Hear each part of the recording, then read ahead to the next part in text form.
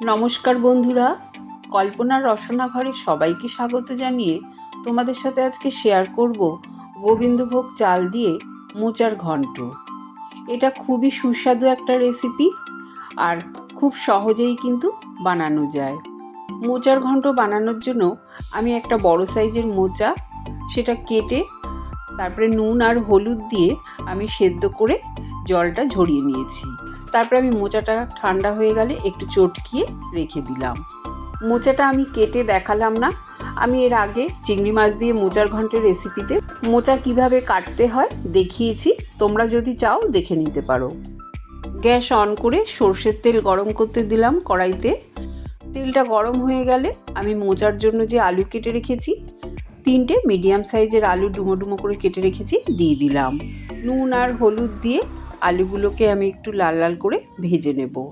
একটা বাটিতে হাফ চামচ হলুদ গুঁড়ো, হাফ চামচ লঙ্কার গুঁড়ো, হাফ চামচ জিরে গুঁড়ো আর হাফ চামচ চিনি দিয়ে 1 কাপ জল দিয়ে দিলাম। মশলার পেস্টটা বানিয়ে রাখলাম। 50 গ্রাম গোবিন্দভোগ চাল নিয়েছি। চালটা আমি ভালো করে ধুয়ে জলটা ঝরিয়ে রেখে দেব। 4টে ছোটো এলাচ, 2টো লবঙ্গ, 2 টুকরো দারচিনি থেতো করে নিলাম। এদিকে আমার আলু ভাজাটাও হয়ে গেছে, আলু ভাজাটা তুলে নিলাম। ওই তেলের মধ্যে আমি 2 চামচ ঘি দিয়ে দিলাম। ঘি দিয়ে কিন্তু ফোড়ন দিলে মোচার ঘন্টের টেস্টটা ভীষণ ভালো হয়, তাই জন্য আমি ঘি দেওয়ার পর 2টো শুকনো লঙ্কা, 2টো তেজপাতা আর গরম মশলা থেতো করে রেখেছিলাম দিয়ে দিলাম, হাফ চামচ গোটা জিরে।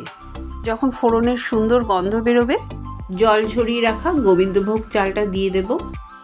এবার লো ফ্লেমে চালটাকে একটু ভেজে নিতে হবে।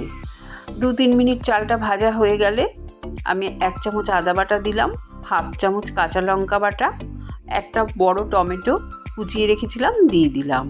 এই সবগুলো একটু নাড়াচাড়া করে নেব। তারপরে আমি যে মশলার পেস্ট বানিয়েছি সেই মশলার পেস্টটা দিয়ে দিলাম। এবার ভালো করে মশলাটাকে কষিয়ে নেব যতক্ষণ না মশলা থেকে সুন্দর তেল ছাড়ছে।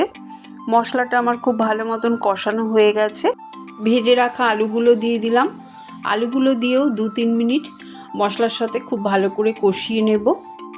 তারপরে সেদ্ধ করা মোচা দিয়ে দেব আর দিয়ে দেব এখানে 1 মুঠো ভেজানো ছোলা। এই ছোলাটা আমি আগের দিন রাত্রে ভিজিয়ে রেখেছিলাম। তারপরে স্বাদ অনুযায়ী নুন দিয়ে দেব। মোচা সেদ্ধ করার সময়ও নুন দিয়ে সেদ্ধ করেছিলাম, সেই বুঝে আমি নুনটা দিয়ে দিলাম। এবার সব মশলার সাথে মোচা খুব ভালো করে নাড়াচাড়া করে মিশিয়ে দেব। 4-5 মিনিট মিডিয়াম টু হাই ফ্লেমে মোচাটা এইভাবে নাড়াচাড়া করে কষিয়ে নেব। তারপরে আমি দিয়ে দেব 1 বাটি গরম জল, আর গরম জলই দিতে হবে।